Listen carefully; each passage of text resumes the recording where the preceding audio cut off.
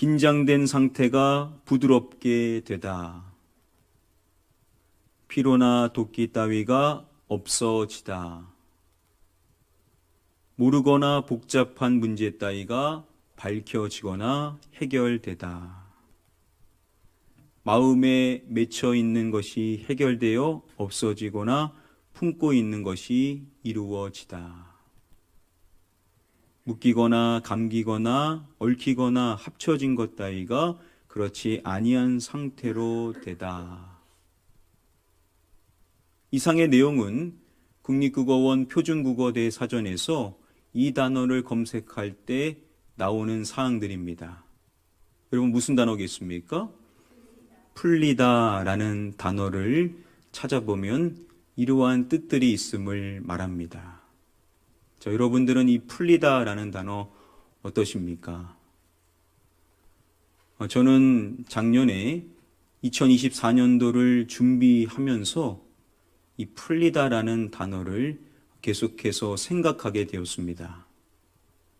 기도를 하다가도 이 풀리다라는 단어가 떠올랐고, 또 말씀을 묵상하는 가운데도 이 풀리다라는 단어가 자꾸 생각이 났습니다.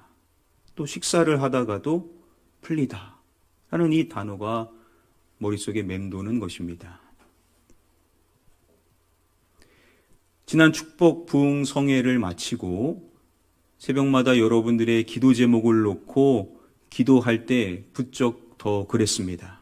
자꾸만 풀리다라는 이 단어가 맴도는 것입니다. 처음에는 그냥 그런가 보다 했지만 시간이 지나면서 마음 안에 생각이 들어오는 것이 우리 하나님께서 우리 성도님들의 삶을 풀어주시기를 원하시는구나. 새해에 우리 성도님들의 인생에 풀어주시는 하나님의 은혜를 누리게 되는 성도님들이 많겠구나. 이러한 생각이 딱 들게 되는 것입니다. 여러분 얼마나 제 마음이 기뻤겠습니까? 얼마나 그 생각이 들면서 마음이 설렜는지를 모릅니다. 그래서 이러한 주제에 대한 말씀들을 찾아가면서 신구약의 말씀을 연구해 갔습니다. 그래서 새해에 이러한 말씀들을 전해야 되겠다라고 준비해 왔습니다. 그런데 하나님께서는 제가 준비해 온 그 본문의 말씀이 아닌 다른 본문의 말씀을 보게 하시는 것입니다. 지인 목사님을 통해서도 이 말씀에 대한 이야기를 듣게 하셨고, 또 방송을 통해서도 그 말씀이 자꾸만 들리게 하셨고, 또 기도하는 가운데 이 말씀에 대한 마음의 음성이 자꾸만 들리는 것입니다. 그래서 그동안 준비해 왔던 것이 있는데 이것을 전하고 싶지만 하나님께 순종하는 마음으로 이 본문을 살펴봐야 되겠다 했었던 것이 바로 이사야 43장의 말씀입니다. 그래서 우리가 12월 30일을 마지막 주일 때 이 말씀을 살펴봤었고, 또 송구영신 예배 때도 이사야 43장에 나오는 말씀을 살펴봤죠. 그리고 신년 정교인 특별 새벽기 때도 이사야 43장의 말씀을 중심으로 말씀을 나눴습니다. 분명히 하나님께서 우리에게 하시고자 하시는 그 메시지가 있기 때문에 이 말씀을 전하게 하신 것일 텐데, 오늘도 이 말씀 안에 있는 내용을 통해서 우리 하나님의 음성을 들을 수 있기를 바랍니다. 하나님께서 분명히 풀릴 수 있는 삶의 원리를 우리에게 일러주시는 말씀일 테니 오늘 주시는 말씀을 통해서 여러분들의 인생이 풀릴 수 있게 되기를 주님의 이름으로 간절히 축복합니다. 우리 함께 다음의 말씀을 한 목소리로 읽어보겠습니다. 시작. 야곱아, 너를 창조하신 여호와께서 지금 말씀하시느니라. 이스라엘아, 너를 지으신 이가 말씀하시느니라. 너는 두려워하지 말라. 내가 너를 구속하였고 내가 너를 지명하여 불렀나니 너는 내 것이라. 우리가 이미 살펴봤었던 것처럼 이 말씀 안에 야곱 그리고 이스라엘이라는 두 단어가 나오죠. 이것은 지금 이 말씀을 1차적으로 받게 되는 이스라엘 백성들을 지칭하는 하나님의 부름의 호칭일 것입니다. 당시 이스라엘의 백성들의 현실은 어떠했습니까? 예루살렘이 멸망하게 되었고 남유다 백성들은 다수가 예루살렘의 포로로 끌려가게 됩니다. 포로가 되어서 살아가야 했었던 그들의 삶의 상황이 얼마나 절망적이었을지는 우리가 쉽게 짐작을 해볼 수가 있을 것입니다. 그러한 상황 속에 있는 이스라엘 백성들을 향하여서 이사야 43장의 말씀을 하나님께서 해주시는 것이죠. 먼저 그들을 야고바라고 부르시고 이어서 해주시는 말씀이 이것이죠. 너를 무엇 하신 여호와라고 말씀을 하십니다. 너를 창조하신 여호와라고 말씀을 해 주심으로써 그들을 창조해 주신 이는 여호와이시며 그리고 그들은 여호와로부터 창조되어진 존재임을 말씀해 주시는 것이겠죠. 그리고 또 이스라엘아라고 그들을 부르시고 너를 지으신 이라고 말씀을 하십니다. 너희를 지으신 이는 여호와, 너희는 그 여호와로부터 지음을 받은 존재임을 말씀하시는 것입니다. 이렇게 그들을 창조하신 여호와, 그들을 지으신 여호와에 대해서 반복하여 이야기를 하는 것이죠. 지금 이 말씀에서 쓰인 두 동사, 먼저 창조하신 이라고 번역이 된 이 히브리어 원어 바라라는 단어가 쓰였습니다. 그리고 지으신이라고 번역이 된 이 히브리어 원어 야차르라는 단어입니다. 여러분 성경에서요, 지금 여기서 쓰인 이 두 동사 바라, 창조하다, 그리고 야차르, 지으다라고 말하는 이 두 단어가 성경에 최초 쓰인 말씀, 여러분 당연히 뭐겠습니까? 성경의 시작인 당연히 창세기의 말씀에 이 말씀이 쓰였겠죠.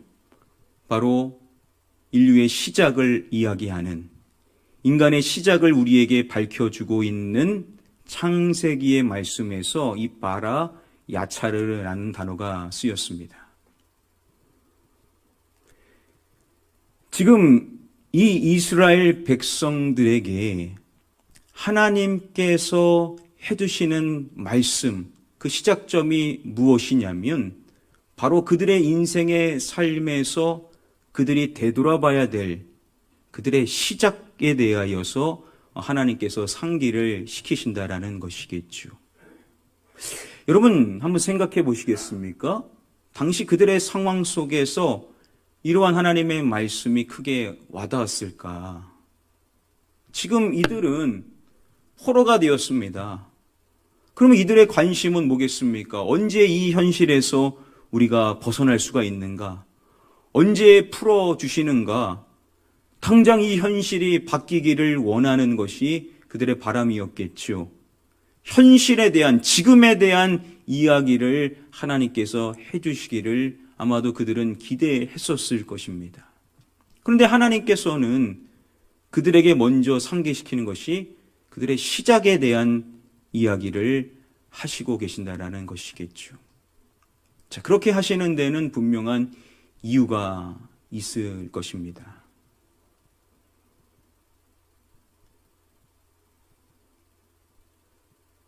사업이나 또는 스포츠나 어떠한 대상이든지 간에 이 대상이 풀리지 않았을 때 내부에서 자성의 목소리로 말하게 되는 문구가 있습니다. 그것은 이것으로 돌아가야 한다라는 내용입니다. 자, 무엇으로 돌아가야 한다라고 하죠? 원점으로 돌아가야 한다라는 자성의 목소리를 낼 때가 있죠. 자, 여기서 말하는 이 원점, 바로 시작이 되는 출발점을 말하는 것이죠.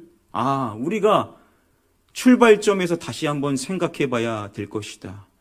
우리가 풀리지 않는데 우리가 풀리려면 우리의 시작이 어떠했는지를 본질에 대하여서 생각해야 된다라는 접근일 것입니다. 여러분, 하나님께서 이스라엘 백성들, 그 절망적인 현실의 상황 속에, 풀리지 않는 현실의 상황 속에 있는 그들에게 그들의 시작에 대한 이야기를 상기시키신다라는 것은 앞서서 우리가 살펴본 이 문구, 원점으로 돌아가야 한다라는 교훈을 그들에게도 주시는 것이 아니시겠습니까? 왜 너희가 풀리지 않는가? 너희의 시작에서부터 다시 생각을 해봐라 라는 하나님의 교훈이 그 안에 담겨 있을 것이라는 것이죠.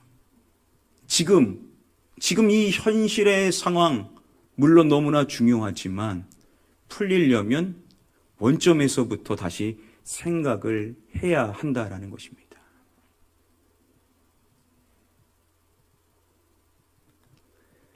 대한민국 최고령 철학자이자 연세대학교 명예교수이신 김영석 교수님이 계시죠. 김영석 교수님은 1920년생으로서 올해 103세이십니다. 지금도 왕성한 활동을 하시고 계신 것으로 알려져 있습니다. 이렇게 100세가 넘으신 현자이신 이 김영석 교수님이 지금도 스스로에게 묻는 질문이 있다라고 합니다. 자, 과연 어떠한 질문을 할까? 스스로에게 묻는 것이 과연 무엇일까? 이것을 묻는다라고 합니다. 나는 왜 태어났는가? 자신에게 끊임없이 되묻는 사항이 뭐냐면 나는 왜 태어났는가? 여러분, 우리는 과연 왜 태어났을까요? 여러분, 우리는 왜 지금 살고 있는 것일까요? 왜 우리는 지금도 호흡하고 있는 것일까요? 한 방송에서 불교 지도자가 왜 우리는 태어났습니까? 라고 묻자 그가 말하는 것이 이유는 없습니다. 태어났으니까 사는 거죠. 이렇게 이야기하는 것을 듣게 되었습니다. 여러분, 과연 그럴까요? 우리가 태어난 이유가 없어서 그냥 살았기 때문에, 태어났기 때문에 그냥 과연 사는 존재겠냐라는 것입니다. 우리가 과연 왜 태어났는가? 우리는 지금 왜 살고 있는가? 왜 우리의 호흡은 지금도 있어서 우리가 지금 이 자리에 있는 것인가?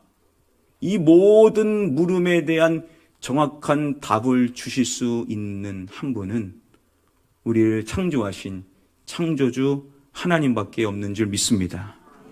하나님께서 분명하게 왜 우리를 창조하셨는지, 왜 우리가 태어나게 하셨는지, 왜 우리가 이 땅에 살고 있게 된 것인지에 대한 분명한 답을 주실 수 있으실 것입니다.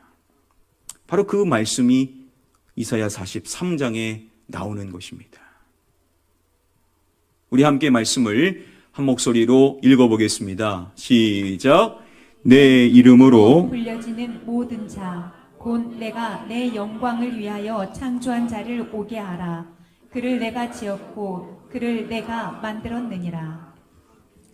마지막에 보시면은 그를 내가 지었고 그를 내가 만들었느니라. 우리가 시작의 말씀 1절에서 살펴본 것과 똑같은 내용이죠.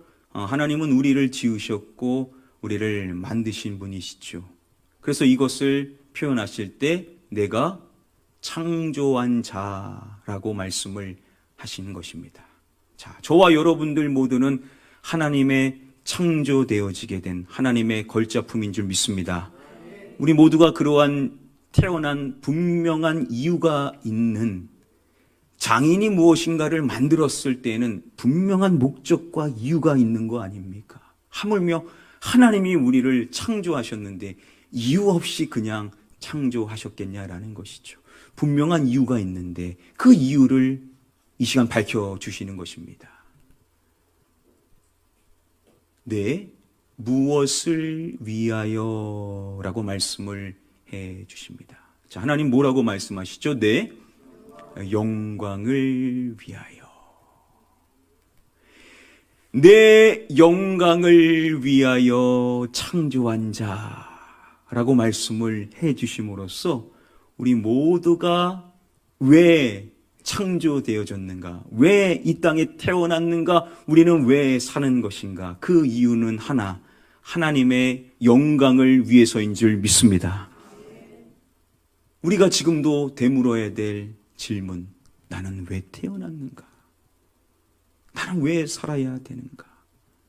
왜 나는 계속해서 이 삶을 유지해 나가야 하는가? 이 모든 것에 답이 주어진 것이죠. 그것은 바로 하나님의 영광을 위해서인 줄 믿습니다. 우리는 하나님의 영광을 위하여서 지음받은, 우리가 이 땅에 태어난 이유, 바로 우리의 영광이 아닌 우리 하나님의 영광을 위해서 우리가 이 땅에 살고 있다라는 사실, 우리는 이 사실을 분명히 명심하며 살아가야 될 줄 믿습니다. 지금 이 말씀을 하신 여호와 하나님께서 이사야 43장 다음의 말씀 21절 말씀을 보면 또 이렇게 우리를 창조하신 목적이 무엇인지를 밝혀주십니다. 이 백성은 내가 나를 위하여 지었나니 나를 찬송하게 하려 함이니라. 하나님 말씀해 주십니다. 이 백성은 내가 나를 위하여 지었나니 라고 말씀을 해 주십니다. 하나님께서 우리를 지으셨는데 누구를 위해서 그렇게 지으신 것이냐면 하나님 자신을 위하여서 우리 모두를 지으셨다라는 것이죠. 우리가 우리 자신을 위하여서, 서로를 위하여서 지금 우리가 이 땅에 살고 있는 것이 아니라는 겁니다. 창조의 질서가 분명하려면 저나 여러분들이나 우리 모든 공동체가 분명히 해야 될 사실이 뭐냐? 우리는 서로를 위하여서 지금 존재하는 것이 아니라 하나님 한 분을 위하여 우리가 존재해야 된다는 것을 분명히 할 때 창조의 질서가 잡히게 될 줄 믿습니다.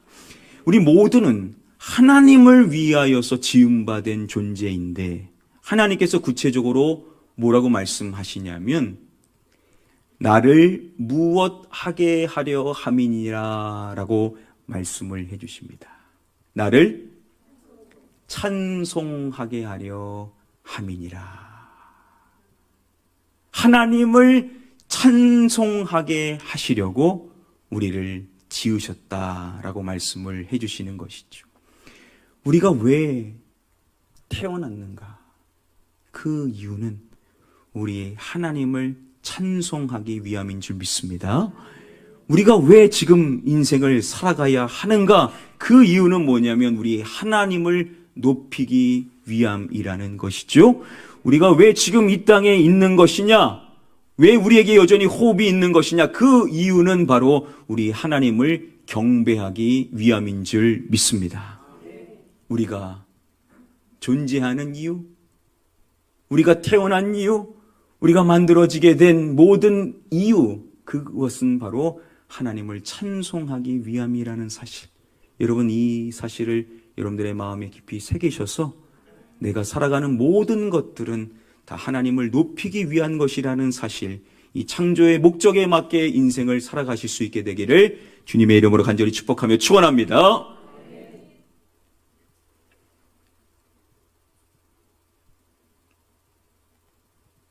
이 시대의 선지자로 여겨지는 A.W. 토죠. 그가 집필한 이것이 예배이다 라는 제목의 책에 보면 우리에게 이렇게 이야기를 합니다. 인간은 이것을 위해 태어났다라고 말합니다. 자, 우리가 무엇을 위하여 태어났는가? 우리가 하나님의 영광을 위하여, 하나님을 찬송하기 위하여서 우리가 지음받았다라는 것을 살펴봤는데, 이 모든 내용을 집약하여 한 단어로 표현을 하고 있습니다. 여러분, 그게 뭐겠습니까? 바로 예배입니다. 한번 따라해 볼까요? 인간은 예배를 위해 태어났다. 우리가 하나님의 영광을 위하여 주님께 찬송을 드리기 위하여서 우리가 지음받고 지금도 살고 있는데, 이것을 바꿔서 말한다면 우리는 하나님을 예배하기 위하여 태어났다라고 명제로 이야기를 할 수가 있다라는 것이겠죠. 그러면 여러분, 우리가 살아가는 이 인생의 삶 속에서 해야 될 것들 얼마나 많이 있습니까? 그런데 그 모든 일들 위에 가장 중요한 하나를 꼽으라고 한다면 그것은 예배일 것이라는 것이죠. 예배보다 더 중요한 것은 없다라는 것이죠. 하나님을 예배하는 것이야말로 우리가 할 수 있는 가장 고귀한 가치 있는 일이라는 사실을 우리가 바로 깨달아야만 될 줄 믿습니다. 바로 그것이 우리가 창조되어진 이유, 그 목적이기 때문일 것이라는 것이죠. 우리가 살아가는 긴 여정의 삶 속에서 우리가 그 모든 일들 가운데 항상 기억해야 될 한 가지는 뭐냐? 하나님을 예배하는 것. 그것이 내 삶의 목적이고 나의 삶의 이유라는 것을 깨닫고 항상 하나님을 예배하며 살아가는 저와 여러분들 되셔야만 될 줄 믿습니다. 우리가 하나님을 어떻게 예배해야 되는지 하나님께서 이사야 42장의 말씀에서 우리에게 이러한 말씀을 해 주십니다. 우리 함께 말씀을 읽어보기를 원하는데요. 먼저 생각해 보기 원하는 것은 우리가 오늘 말씀 다 우리 모두가 생각하고 있는 사항일 것입니다. 이제 2024년 첫 번째 주일, 이제 우리 새로운 마음으로 진짜 새해를 시작하게 되는데, 새해 정말 풀리는 한 해가 되기를 원하는 마음들을 우리 모두가 다 갖고 있을 것입니다. 그리고 하나님이 그러한 기대감을 갖게 하셨고 그러한 믿음으로 오늘 우리가 이 자리에 서게 되는 것인데, 오늘 하나님께서 이사야 43장의 말씀을 통하여서 우리에게 던지시는 화두가 뭐냐면 바로 우리의 예배라는 것이죠. 우리의 예배는 과연 어떠한가? 우리의 예배는 하나님이 받으실 만한 예배인가? 우리의 예배는 우리의 존재 목적, 그 이유에 합당한, 걸맞는 예배인가? 우리의 예배를 점검해야 될 필요성이 있다라는 것을 우리에게 일러주십니다. 자, 그러면 우리의 예배를 어떻게 점검해야 되는가? 우리 함께 다음의 말씀을 한 목소리로 읽어보도록 하겠습니다. 시작. 나는 여호와이니 이는 내 이름이라. 나는 내 영광을 다른 자에게, 내 찬송을 우상에게 주지 아니하리라. 여호와께서 이렇게 말씀하시죠. 나는 내 영광을 다른 자에게. 하나님은 우리를 당신의 영광을 위하여서 창조하셨는데, 그러면 그 영광을 다른 자에게도 좀 나눠주시는가? 하나님 자비로우신 분이시니까는 자신이 받아야 될 것 다른 사람들도 좀 받게 하시는가? 하나님 말씀하십니다. 나는 내 영광을 다른 자에게, 내 찬송을 누구에게 주지 아니하리라 라고 말씀을 하십니다. 내 영광을 우상에게. 하나님께서는요, 하나님께서 받으셔야 될 그 찬송, 바로 우리가 지음받은 목적인 하나님만이 받으셔야 되는데 그 찬송을 우상에게 주지 아니하심에 대하여서 말씀을 하십니다. 당연한 사실인데 이 말씀을 굳이 하시는 이유가 무엇이겠습니까? 하나님의 백성이 하나님께 찬송을 드리면서, 즉 하나님을 예배하면서 하나님께 온전히 드려야 될 그 모든 것들 가운데 일부를 거짓된 우상에게 주고 있다라는 것이 아니겠습니까? 여러분, 우상이 무엇입니까? 여러분, 우상이라고 우리가 뭐 앞에 막 이렇게 비른 것, 이런 것만이 우상이 아니죠. 보통 우상의 개념을 말할 때 하나님보다 우리가 어떠한 대상을 더 무엇하면 그것이 곧 우상이라고 우리가 말하지 않습니까? 하나님보다 더 사랑하는 것, 그것이 곧 우상이 된다라는 겁니다. 우리에게는 너무나도 귀한 자녀, 우리의 자녀 얼마나 귀합니까? 그런데 그 자녀를 우리 하나님보다 더 사랑하게 되면 그 자녀가 나에게는 우상이 될 수가 있다는 겁니다. 하나님께서 맺어주신 우리의 배우자 얼마나 소중한 존재입니까? 그런데 그 대상을 우리 하나님보다 더 사랑하고 의지하게 된다면 그 배우자가 우리에게는 우상이 될 수가 있다는 거죠. 여러분, 우리가 돈이 있어야 인생을 살 수 있지 않습니까? 가치 있는 것입니다. 그런데 그 돈을 내가 하나님보다 더 사랑하며 의지하며 그것을 숭배하게 된다면 돈이 우리에게는 우상이 될 수가 있다는 겁니다.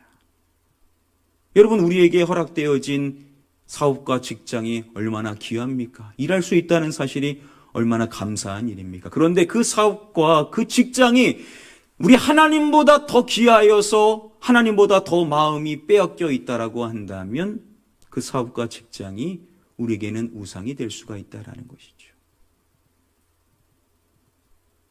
여러분, 우리는 그렇게 생각하지 않지만 영적으로 보면 우리가 하나님을 예배하는데 우리가 동시에 마치 하나님처럼 우리가 생각하면서 사랑하고 의지하게 된다면 그 대상이 자녀면 우리는 우리도 모르게 그 자녀를 예배하고 있다라는 겁니다. 우리가 우리의 배우자를 너무 의지하여서 배우자 없이는 살 수 없는 것처럼 배우자가 내 인생의 가장 귀중한 존재, 하나님보다 더 귀중하다라고 여긴다면 우리는 우리도 모르게 우리의 배우자를 예배하고 있다라는 것이죠. 돈이 귀하다는 것 맞지만 그런데 그 돈이 마치 내가 살아갈 이유가 되며 돈이 있어야만 나는 살 수 있고 이 돈을 모으는 것이 내 삶의 목적이다. 그렇게 생각하며 우리가 살고 있다면 우리는 우리도 모르게 이 돈을 예배하고 있다는 겁니다. 나에게 허락된 직장과 사업, 이게 있으니까 우리가 지금 살 수 있는 거 아닙니까? 참 감사한 것인데, 그런데 그게 내 삶의 목적이어서 이게 흔들리면 내 삶은 없는 것처럼 여겨지며 내 삶의 1순위로 직장과 사업이 여겨진다면 우리는 우리도 모르게 우리의 사업과 일터, 우리가 하는 그 일을 예배하고 있다라는 것이죠. 그런데 우리 하나님은 그렇게 받으시지를 않으신다라는 겁니다. 내 찬송을 우상에게 나누시지 않는다라는 겁니다. 그 말인즉 우리가 하나님께 예배하고 또 한편으로는 우리도 모르게 다른 대상을 예배하고 있다면 하나님 그 예배를 기뻐하시지를 않으신다라는 것이겠죠. 다시 말하면 우리는 오직 하나님만을 예배해야 된다라고 말씀하시는 줄 믿습니다. 한번 따라해 볼까요? 오직 하나님만을 예배하라. 여러분 믿으십니까? 여러분 이게 바로 우리의 인생이 풀릴 수 있는 하나님이 주시는 답이신 줄 믿으시기를 바랍니다. 우리가 하나님을 예배하죠. 그래서 여러분들 지금 이 자리에 계신 거 아닙니까? 우리는 그렇게 생각했습니다. 난 늘 하나님을 예배하고 있다. 그래서 이 주의를 지키고 있다. 그렇죠. 하나님 귀하게 보실 것입니다. 그런데 우리가 그렇게 하나님을 예배하면서 또한 동시에 마치 하나님처럼 사랑하고 의지하며 마음을 빼앗긴 그 대상이 있다면 우리는 의도하지 않았지만 우리도 모르게 하나님 외에 또 다른 대상을 예배하고 있었던 것이라는 겁니다. 이제 새해가 밝았습니다.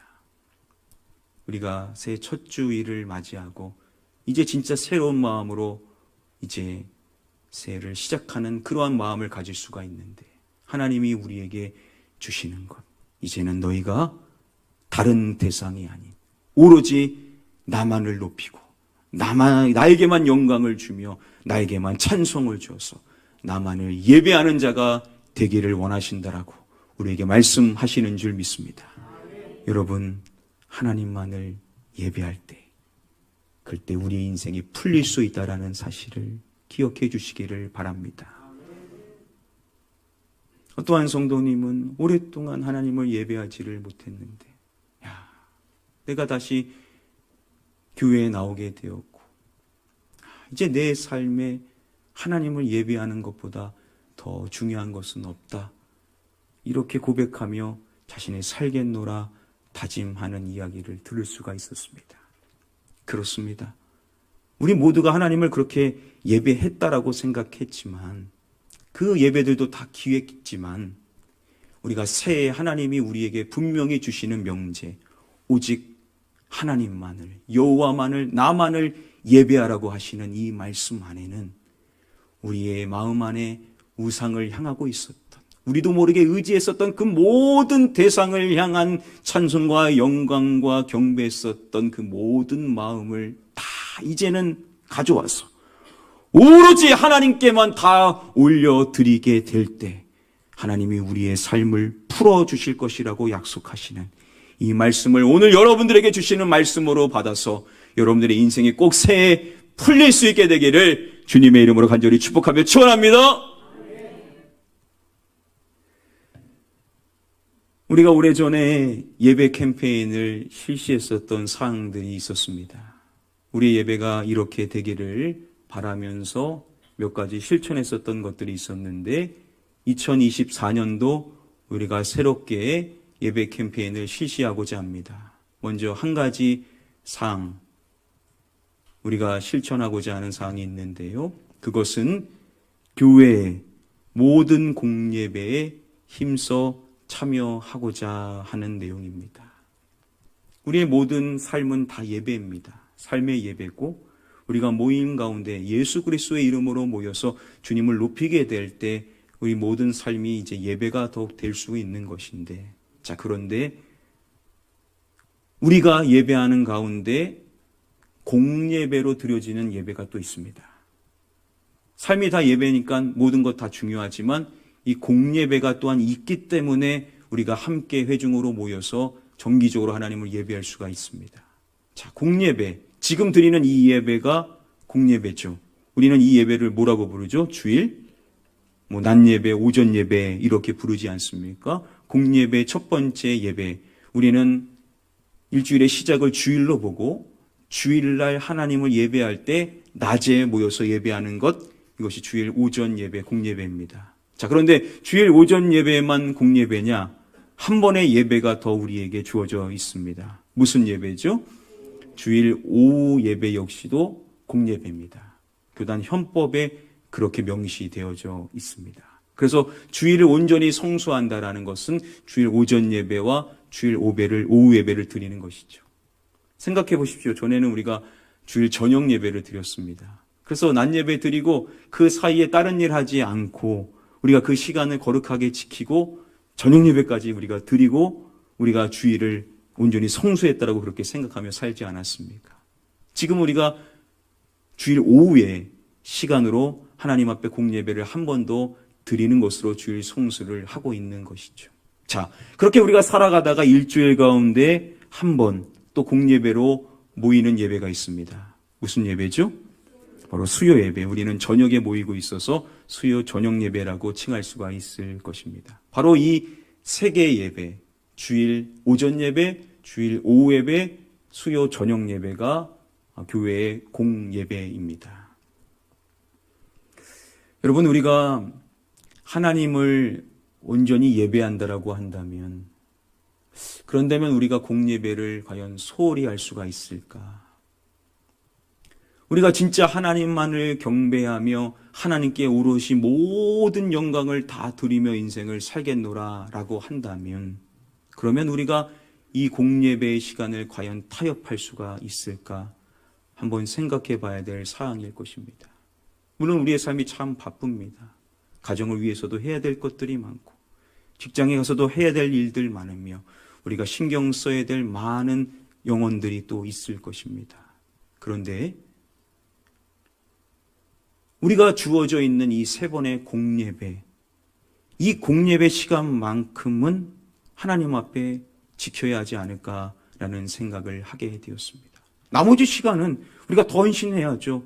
누구보다 더 부지런하게 인생을 살아야죠. 많은 땀을 흘리며 우리는 살아야 될 것입니다. 그런데 우리가 오로지 하나님만을 경외하면서 인생을 살겠노라 한다면 그 시작점으로 우리가 공예배를 다시 지키며 살아가야 되는 것, 이것이 기본이 되어야 되지 않을까라는 생각을 하게 되었습니다. 그래서 우리가 2024년 새해를 시작할 때 첫 번째 예배 캠페인으로 공예배, 주일 오전 예배, 주일 오후 예배, 수요 저녁 예배를 함께 드리자라는 캠페인을 펼치고자 하는 것입니다.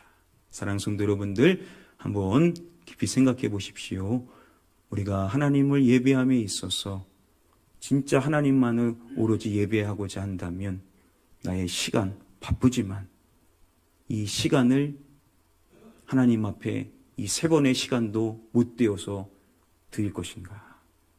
여러분들 깊이 한번 생각해 보셔서 여러분들이 결단하고 작정하셔서 2024년도 공예배가 회복되어져서 여러분들이 하나님만을 예배하는 자의 삶을 시작하실 수 있게 되기를 주님의 이름으로 간절히 축복하며 축원합니다.